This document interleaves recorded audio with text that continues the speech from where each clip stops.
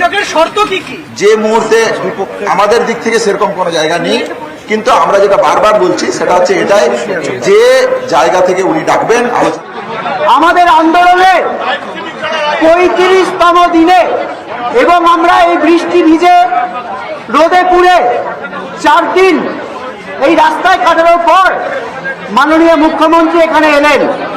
আমরা তখনই বলেছি যে আমাদের আন্দোলন তিনি যে এলেন, এই আন্দোলন এটাকেই ন্যায্যতা দেয় যে আমাদের যে 5 দফা দাবি, ন্যায় বিচারের দাবিতে যে আমরা আন্দোলন করছি, তিনি যে এখানে এলেন তার মানে এটাই বোঝায় যে আমাদের এই 5 দফা ন্যায় বিচারের দাবি অত্যন্ত ন্যায্য, এবং তিনি যে বাধ্য হলেন আমাদের এখানে আসতে, এটা কিন্তু এটাই বোঝায় যে আমাদের এই 5 দফা ন্যায় বিচারের দাবি, যে দাবি নিয়ে আজকে আমরা রাত দখলের ডাক দিয়েছি, আমরা বিভিন্ন কর্মসূচি নিয়েছি, আমাদের 5 দফা দাবি অত্যন্ত ন্যায্য।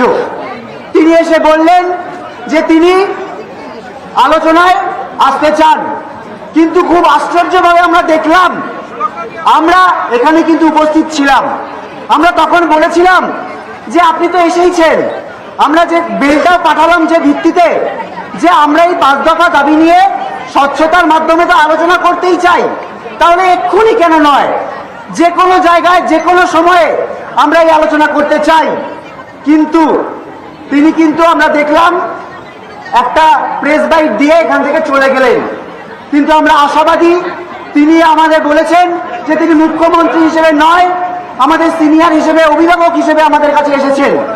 তো আমাদের অভিভাবক হিসেবে মাননীয়ার কাছে এই আবেদন থাকবে যে আমরা এই মুহূর্তে এক্ষুনি আমরা কিন্তু এই অচলাবস্থা কাটাতে চাই এবং আলোচনায় বসতে চাই, এবং সেই ভিত্তিতেই আমরা 5 দফা দাবি এবং যাতে দুপক্ষের মধ্যে স্বচ্ছতা সম্পূর্ণভাবে মেনটেন হয় এরকম পদ্ধতিতে আমরা এক্ষুনি আলোচনায় বসতে রাজি হয়েছি, এবং আমরা সেই ভিত্তিতেই কিন্তু এই মেল পাঠিয়েছি।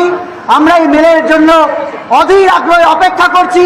আমরা এখানে বসে আছি, কখন এই মেল আসে, সেই মাত্র মেল আসবে আমরা এই 5 দফা দাবি এবং স্বচ্ছভাবে এই আলোচনা হবে।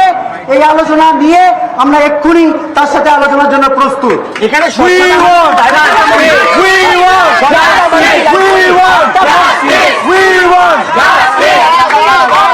প্রশ্ন আসছে যে স্বচ্ছতা মানে কি? আমাদের কাছে স্বচ্ছতার মানে প্রত্যেকটা মানুষ যাতে এই বিষয়ে স্বচ্ছভাবে জানতে পারেন, সম্পূর্ণভাবে জানতে পারেন, সেটা দেখুন। আমাদের কাছে স্বচ্ছতার মানে যাতে প্রত্যেকটা লোক স্বচ্ছভাবে প্রত্যেকটা জিনিস জানতে পারেন। এবার যদি এই মেলের উত্তর আসে, আমরা আশা করছি মেলের উত্তর আসে, এবার যদি মেলের উত্তরই না আসে তাহলে আমরা এই প্রশ্ন নিয়ে আলোচনা করে কিভাবে? কিন্তু যদি মেলের উত্তর আসে, মেলের উত্তরটা আসা অব্দি আপনারা অপেক্ষা করুন। আমরা অপেক্ষায় আছি, আমরা বৃষ্টি ভিজে তো এইটার জন্যই অপেক্ষা করছি যে এতগুলো মানুষ কিসের জন্য অপেক্ষা করছে, এতগুলো মানুষ তো এই জন্যই অপেক্ষা করছে যে এক্ষুনি আলোচনা হবে এবং আলোচনার মাধ্যমে অচলাবস্থা কাটবে, আমাদের 5টা দাবি পূরণ হবে এবং আমরা এই জায়গা থেকে একটা সুষ্ঠু জায়গায় পৌঁছবো। তো সেই জায়গাটা আমরা ওই মেলের উত্তর আসা অব্দি অপেক্ষায় রইলাম।